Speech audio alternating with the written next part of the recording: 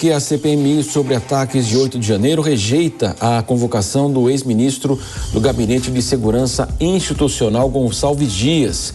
O Bruno Pinheiro está conosco. Bruno, então, ao que parece aí, a demonstração de força, portanto, da base governista nessa CPI.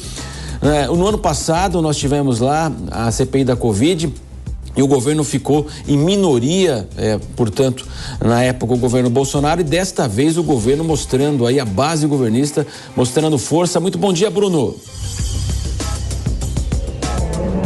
Exatamente, havia uma resistência, na verdade, nessa investigação, né? Você, um ótimo dia, o nosso analista que nos acompanha, sempre uma alegria, uma honra e uma satisfação. Ontem, uma reunião muito importante sobre a CPMI do 8 de janeiro, rejeitaram várias convocações de nomes ligados a chefe de Estado, ao governo Lula, na verdade, que era o ministro Flávio Dino, o ex-chefe do GSI, o G. Dias. Esses nomes já foram rejeitados. De um outro lado, a gente já assistiu na reportagem que vários nomes ligados ali à oposição serão ouvidos. Inclusive, uma reunião iniciou há alguns minutos aqui no Senado Federal, que vai estabelecer esta agenda da semana que vem. A expectativa é já iniciar com Anderson Torres essa oitiva aqui no Senado Federal. Será uma longa oitiva, só para a gente entender rapidamente de que forma essa oitiva acontece. Essa oitiva, ela vai iniciar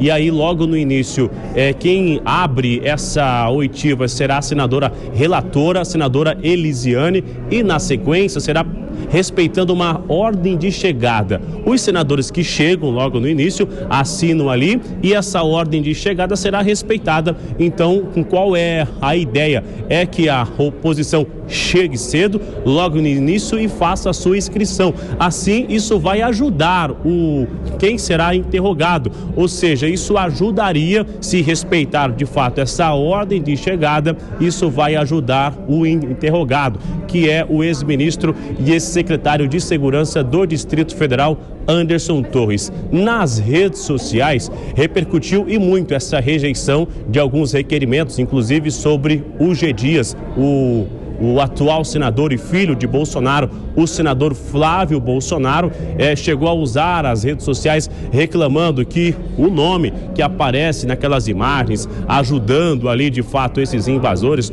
oferecendo água, inclusive, ele não será ouvido. O deputado Arthur Maia usou, inclusive, as suas redes sociais e acha que isso acaba dificultando também a investigação quando não é analisado um requerimento de alguém que está no meio de todo esse esquema, de todo esse jogo. Ou seja, de ambos os lados houve essa repercussão, só que ficou claro que a oposição não conseguiu alcançar esse objetivo de aprovar requerimentos de nomes que são ligados à estrutura do governo federal. Então, a partir de agora, é aguardar essa agenda que será estabelecida hoje, após essa reunião que já está em andamento. A gente já vai conseguir já ter essa ideia do que vai acontecer na CPMI do 8 de janeiro, na semana que vem, com essa chegada de Anderson Torres. Só para finalizar, vale ressaltar que Anderson Torres já foi chamado em uma outra CPI que está em andamento no Distrito Federal, recebeu uma decisão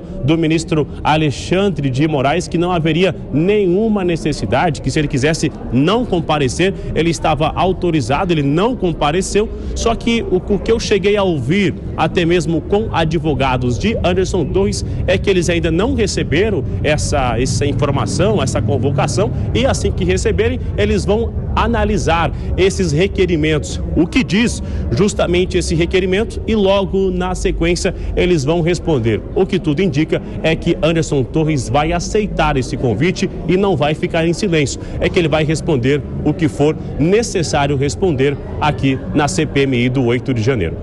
Bruno, só para a gente recapitular, então, nesta semana não haverá mais reunião, Anderson Torres será ouvido na próxima semana, seria isso? justamente na semana que vem. Aí existe uma expectativa de que isso aconteça no dia 22. Não está confirmado, essa reunião está em andamento. A gente vai aguardar essa agenda ser divulgada ainda hoje, após essa reunião que está acontecendo aqui no Senado Federal. Então essa reunião hoje, que você falou dos integrantes da CPMI, ela é fechada? Seria isso ou aberta?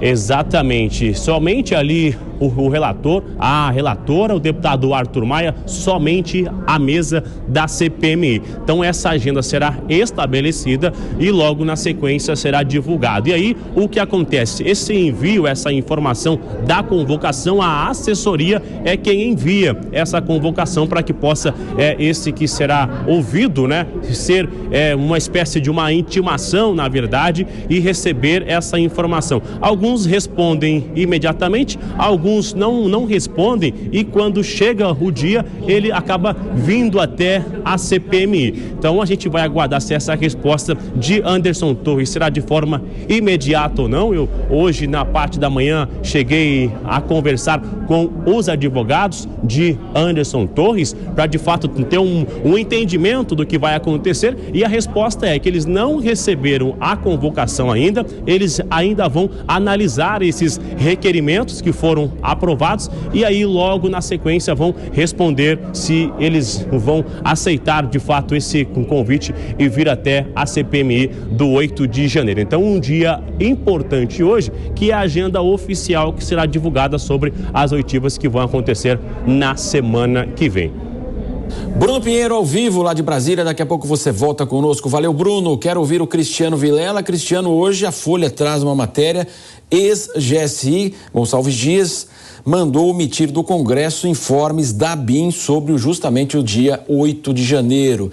E o seu requerimento da sua participação na CPI foi vetado, portanto, ali houve a composição governista, a vitória, portanto, aí da base governista dentro da CPI.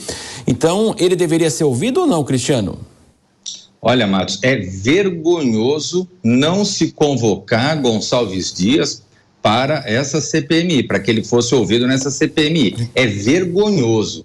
A convocação de uma série de representantes que não tem o mesmo grau de influência que Gonçalves Dias teve, de acordo com as imagens. Gonçalves Dias, ele é um personagem central, é o chefe, ou era na época dos fatos, o ministro-chefe do Gabinete de Segurança Institucional. Foi flagrado pelas imagens praticando atos de omissão diante daquela balbúrdia que ocorreu no dia 8 de janeiro.